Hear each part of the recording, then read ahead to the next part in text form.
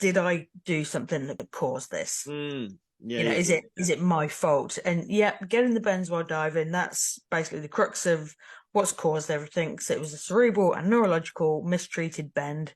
And but yeah, basically that's what caused it. So I did cause it myself, but through an accident. So it's So was it not. was it because you messed up your decompression table? It was a really undeserved bend. It wasn't a particularly technical dive. It wasn't, it was a deep enough dive. It was a long enough dive. Mm. And it was a fast descent, but not a ridiculously fast descent. Right. And I surfaced and was just exhausted. It wasn't one where I got to surface and went, oh, immediately I've got bends. Mm. It was like, oh, I'm so tired. So I went home and actually slept. And my buddy, he went back to his house and called me a couple of hours later. And I wasn't making too much sense at that point. Mm. And he said, call it's down the Divers Alert Network, and they kind of do a over the phone diagnosis. Mm. And they asked me a few questions and stuff, and they went, "Yeah, you're bent." And so, Yay! Sorry. yeah. But like I remember pressing 7 on the phone and being unable to understand why I couldn't hear my dad's voice in the room because I forgot how things work. They said, "Yep, you need to get to the recompression chamber immediately." And so my buddy drove over, took me up to the chamber, and it was, a few hours drive up there. And they were giving me the directions on the phone, and I was relaying them, and they were absolute nonsense. And so we ended up getting them. They called the police, and we got a police escort to the chamber. At this point, I was in a lot of pain. I wasn't making sense. So that was the cerebral, and I was starting to get real intense pain, particularly in my knees. And Mm. that's why it's called the bends, is because where the pain is in your joints and it makes you curl up.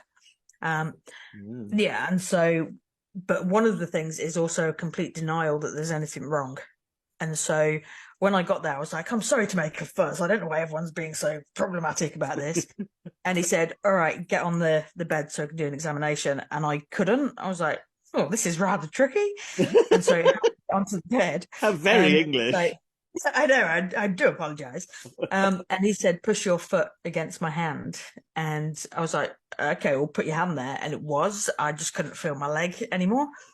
And so they put me in the chamber, and they put you like on oxygen for an amount of time, and then you have air breaks because oxygen toxic.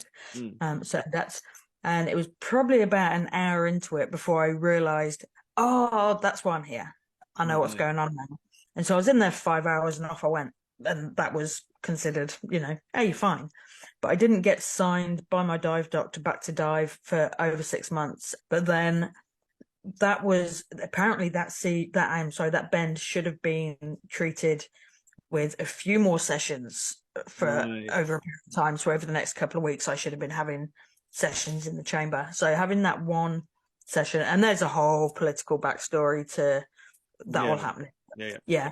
But had I at that point stopped diving completely, I probably would have been okay. But Right. as soon as I was given the go ahead, I continued diving, doing the deep diving, doing the technical diving, etc.